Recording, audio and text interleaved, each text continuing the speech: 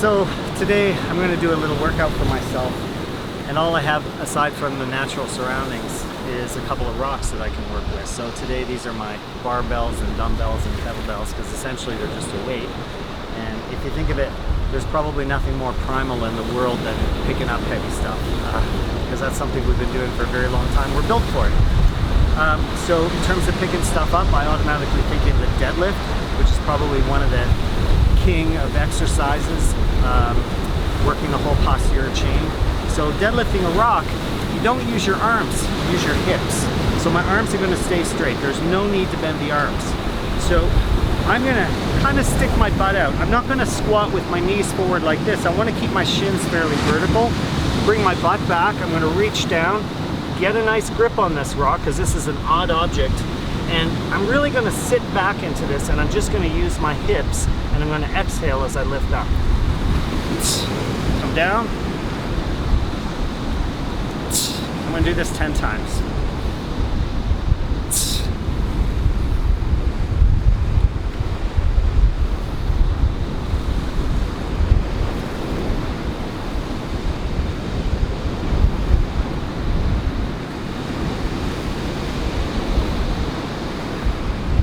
Feel that.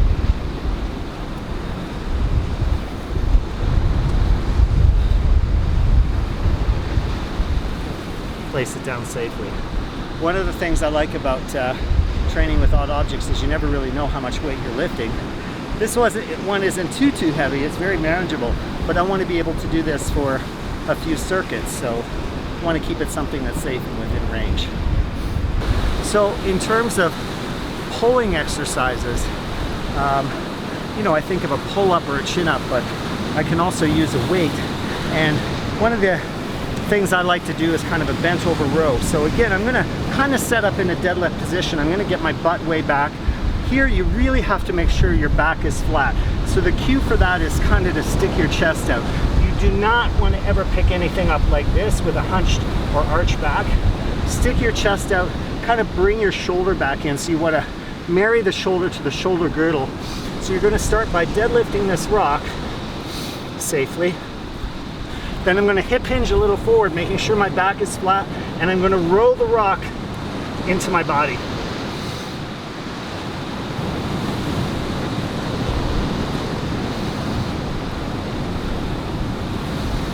This is a bent over row. And this one's pretty challenging. You can tell I'm working.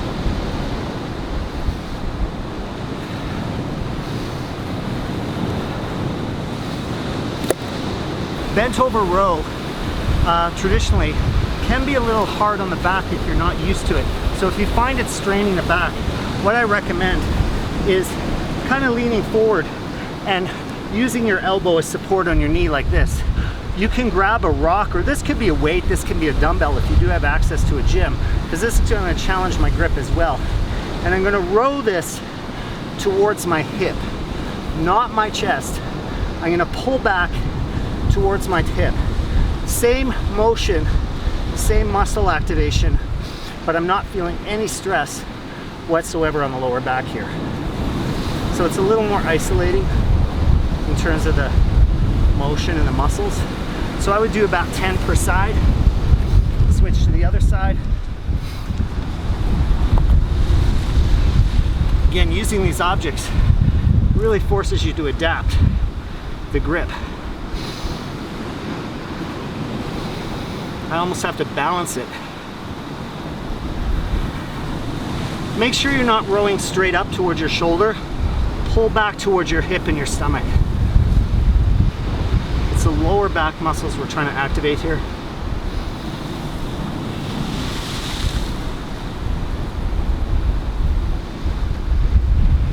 You want to do about 10 per side. Awesome. We've done a pulling exercise, a row. We need a pushing exercise. We're going to overhead press. Again, I'm going to use a rock because I don't have access to dumbbells or barbells today. So you can either curl or clean the weight into position. Bring it up. This is called the rack position here, just in front of my shoulders. I'm going to press it overhead carefully.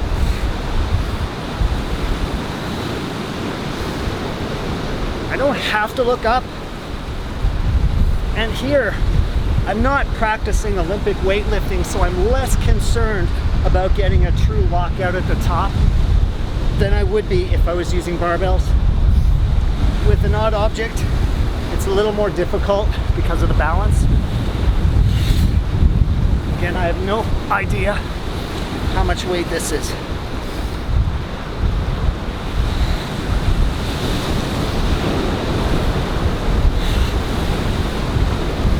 Lower under control, flat back, always safely. So I don't have access to a bench. It doesn't mean I can't do a bench press type exercise. This is a floor press. Today I'm going to call it a rock press. So it's very Fred Flintstone. I'm lying on the rock or on the sand. I've got my stone here, which I'm going to press out overhead. Bring it down slowly. This one is not too heavy for me. I could do a lot heavier here, but that's okay. If you are lifting lighter than you're normally used to, what you can do, two things. Squeeze the rock as hard as you can. So I'm almost thinking of doing a chest fly here.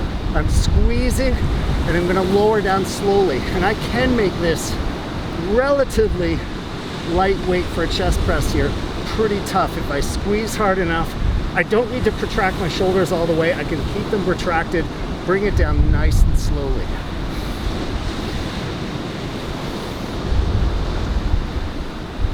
Exhaling on the way up. Inhale on the way down. Squeeze. Squeeze. Love that exercise. Sit up or place the rock to your side to get it off. It's good stuff. So this is a single leg deadlift. It's another great hip exercise, good for the lower back here. So Kevin's performing this, he'll probably do about 10 per side. So as he goes forward, the other leg kicks up in the back. They think of the little bird that used to perpetually drink out of the glass of water. That's what I kind of think of when I do this exercise. If you find the balance tough, you just reset your foot down at the bottom of each one. So you can come up like this, and then Kevin, if you want to put your foot down on the ground, catch your balance, that's fine. Try the other side. Good. You want to make sure you keep your chest up in this one too, that you're not arching. That's good. Take your time. It's challenging, right? Yeah. Balance is the hardest part. Balance is hardest part, but that's a good thing. Balance is part of natural fitness, right? Take your time. Our gym's beautiful. Oh yeah. It's good. This side's tougher, right? Yeah. There's usually a slight difference between one side and the other. A little imbalance. That's good. I feel more. Yeah. Nice. Kevin had an injury in part of his hip, so that's probably why the imbalance between one side and the other. Yeah. Feels good though. Nice job. So I've done a deadlift. A deadlift is very much a hip hinging movement, so it involves the hip more than the knees. In order to get a complete workout here, I probably need to add some kind of a squat. So I'm doing very much a full body workout here. Upper body, lower body, pressing, pulling. So a squat, the easiest thing to do with an odd object is what I call a goblet squat. So I'm either gonna clean or curl the rock, my Fred Flintstone bar, into the rack position, as if I was gonna press it, and then I'm gonna squat, coming down below parallel, keeping my elbows between my knees. So I'm pushing my knees out at the bottom, keeping my back flat, exhaling as I come up.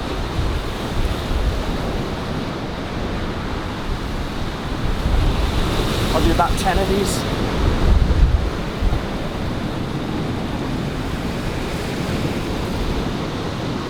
Staying on my heels the whole time. You don't want to come on your toes. And safely down. If you find that too difficult, don't use weight. There's no point in adding weight if you can't do it with your own body weight first. So make sure that you know how to do a proper squat. Proper squat, feet should be shoulder width apart. I'm gonna sit back so the weight's on my heels. Before I break at the knees, I wanna break at the hips. So I almost think of closing a car door with my bum. We've all done that. You're holding a heavy bag of groceries, ka-chung, close the car door. Sit back, push your knees out at the bottom, and I'm right on my heels. You want the crease of your hip to come below your knee. And back up again, on your heels, whole time. If you can't get that low, that's okay. You go as low as you can. Eventually, over time, your body is gonna learn the mechanics to be able to trust yourself to get nice and low. For those people that find an issue with balance, some people will say if they stay on their heels, they're gonna fall over backwards. Do what I call kitchen sink squats. Grab the kitchen sink, grab a surface, anything, hold on to it, use it to prevent yourself from falling over backwards, learning to sit back on your heels. That's the body weight squat. Master that, then work on the goblet squat after that. This stuff, I swear to God, will save your life. Another variation of a squat is a little more explosive, is a clean. A clean is basically a way of getting an object from down here to up here in the rack position. Usually you clean something in preparation for pressing it overhead, but a clean can be an exercise unto itself, okay? So if an object is really heavy, like if I have a really heavy rock, I mean, this one's not too bad, so I'm able to curl this, but it takes a lot of energy because my arms are weak, but my hips and my whole body is strong. So rather than use your arms in a clean, use your hips. And the first part of the clean, I'm actually gonna keep my arms straight. One of the mistakes people make is they bend the arms too soon. So I'll show you what it looks like. It's an explosive move.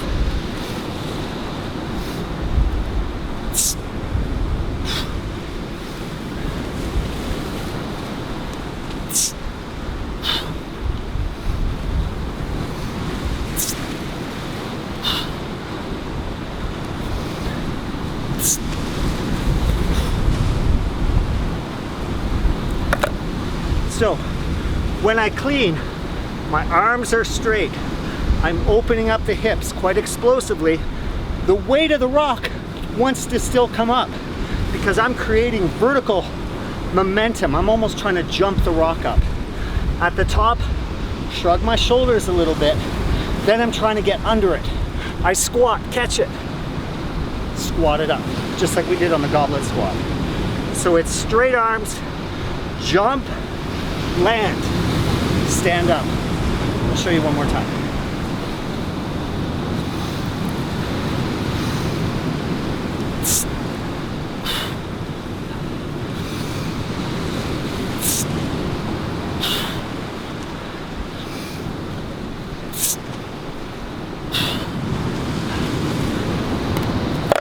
Whew.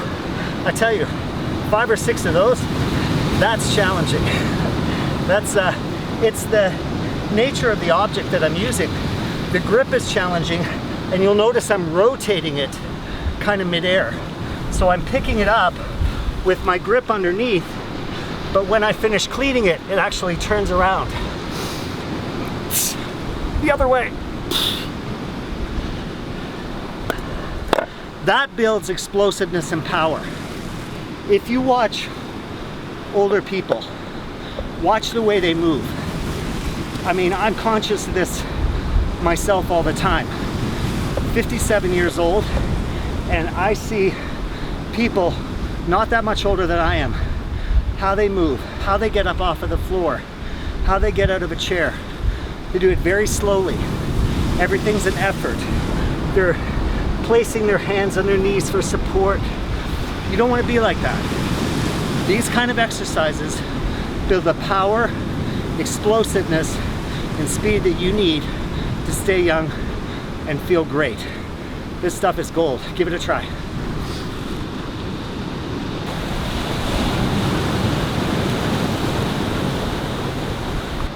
Everyone can do push-ups, and I've shown how you can do push-ups on the floor, how you can scale them to the knees. This is a very advanced version. I call it a crush push-up. I've got a rock here that does not have a nice even surface. So I have to balance on this very carefully. I'm going to take a slightly wider stance in the back. This is very tricep heavy. And you're going to tell I'm working like crazy here to maintain this balance. My legs are going to shake and I'm squeezing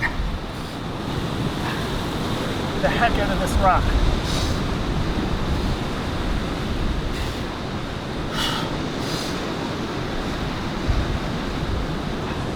Every part of my body is working right now. Slowly.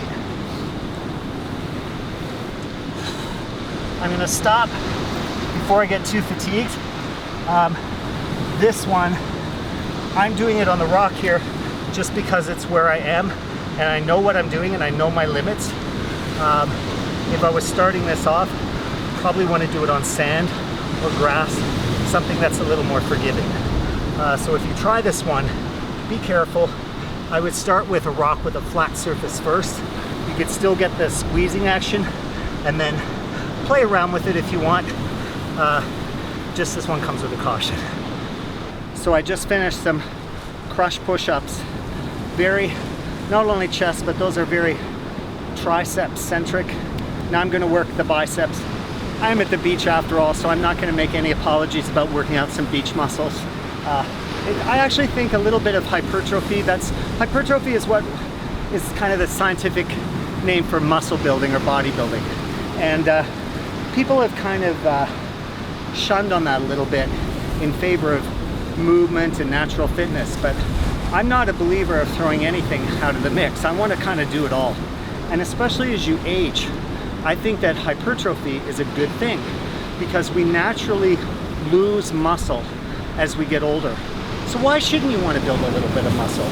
Everyone wants to look good, and that little bit of muscle, if I work my biceps right now, it's only going to help me when it comes time to do pull-ups and chin-ups. It's not just for show. There's a little bit of go here too. So I'm going to do what I call crush curls. These are not just an isolating bodybuilding movement. This is a compound movement because I'm going to squeeze to get some chest activation, squeeze as hard as I can, curl, release slowly. And you know what's working really hard? My abs. I can feel it because I have to stabilize myself. I'm not going to swing these. I'm not going to do them fast. I'm going to squeeze the heck out of it. Make every last rep count. I would do about 10 of these. Squeeze.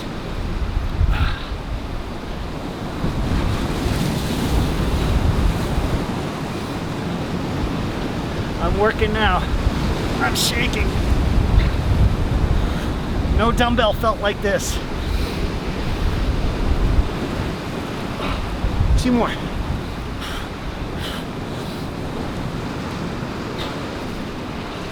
One more.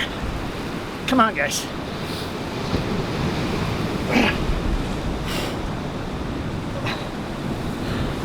Wow. That's a curl.